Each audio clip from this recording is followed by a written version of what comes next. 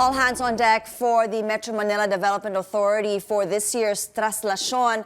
What are the traffic plans in place during the yearly procession? And we are now joined by MMDA Spokesperson Celine Pialago. Good morning and thank you so much for being with us. So Celine, what have you done so far in preparation for January 9th? Well, ma'am, according to our last meeting, today is the start of Pahalik. In coordination with PNP and DPWH, we will help them, assist them in putting additional security features. Aside from placing orange barriers for Pahalik, we will also help them in putting these container vans on the routes for procession. Pero ma'am, this time, these container vans will be in place to the routes that are not part of the original route. Because based on the experience for the last years, no ma'am, most of the devotees, they will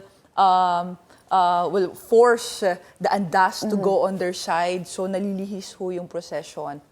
That's one way. Ilan container vans ang ilalagay? Ma'am, we will put the four container vans. These are 20-footer container vans. And there would be concrete barriers inside those container vans. Our devotees, every year, ma'am, ang lalakas niyan eh.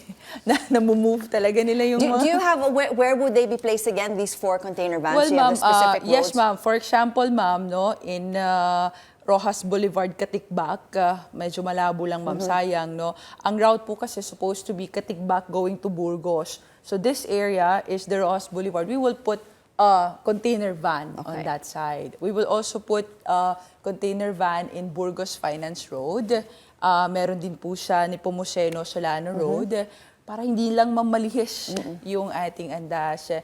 And second security measures, ma'am, PNP will place barbed wire in Ayala Bridge.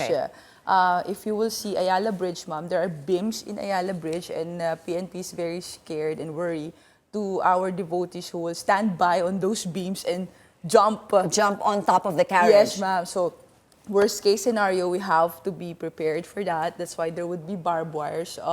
Lagpas tao naman, ma'am, eh, no? So nothing to worry. There will also be sidedges on the Ayala Bridge, but with the help of our friends in the media, this would be much better early announcement that there would be barbed wires para maiwasan, ma'am. Okay, so we do have the container vans, we do have barbed wires. What else? I know you're also deploying thousands of personnel as of today in preparation for... MMDA will implement no day off, no absent policy from January 7 to January 9.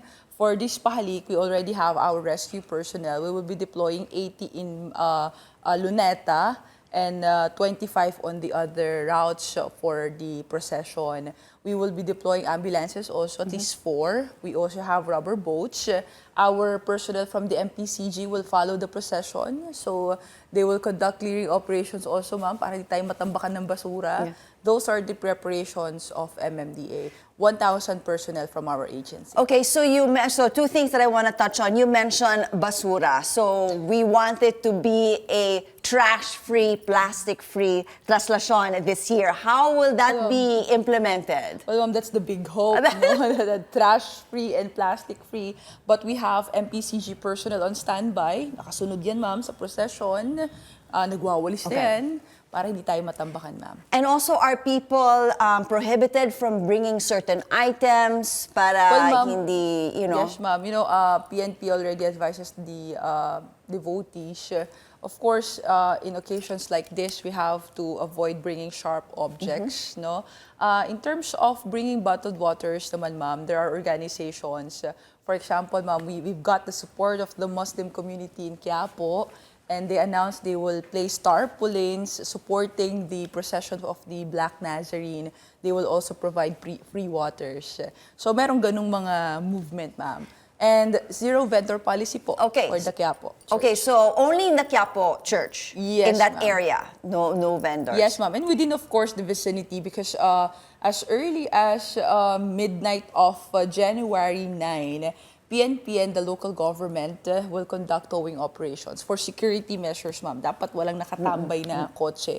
We all know what's happening now globally, Yes, right? yes. So even the cars of the service vehicles of our friends in the media will be towed also. So please, as early as 12 midnight of January 9, avoid avoid some parking spaces that are not allowed Okay, for so yung mga bawal vehicles. na roads would be the route. Yes, ma'am, Any- the route. And any there other? would be traffic personnel also outside Quiapo Church that will guide our friends from the media, our devotees na magdadala ng kotse, for example.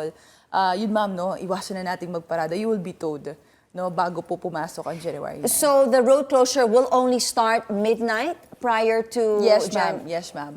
Because for now, it's the start of Pahalik.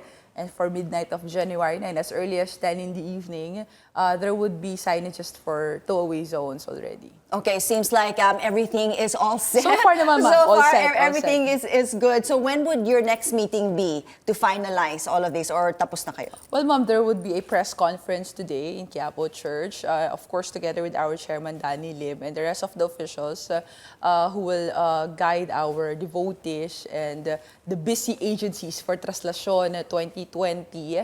That's 10:30 in the morning today. That would be the last meeting, ma'am, as far as I know. Okay, and going back, just one more question on that.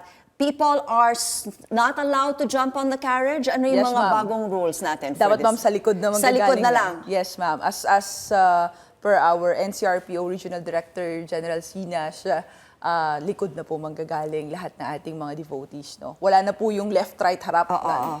Nagtatalunan po sa Pero andas. pwede pa Yes, ma'am, tapon of ng mga course. tuwalya and everything else. Yes, ma'am. Sana ho, if they will trust, I'm not a Catholic, ma'am. I really don't know kung anong tawag dito sa person na sumasalo ng kanilang mga tuwalya.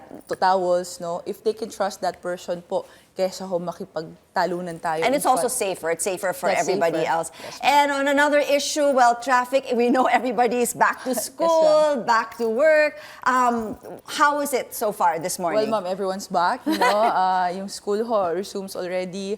So now, ma'am, we will conduct another vehicular count for 2020 because last year, the latest vehicular count, 410,000 on EDSA. So we have to conduct another vehicular count for this year. Then we have to wait for the next Metro Manila Council meeting. There would be no additional traffic policies muna. Wala naman po. But of course, strict enforcement ng aming no contact apprehension policy, clearing operations, those things never change. All right. Well, thank you so much Thank for you, spending your morning with us here on New Day. That was MMDA spokesperson Celine Pialago. Thank you, ma'am.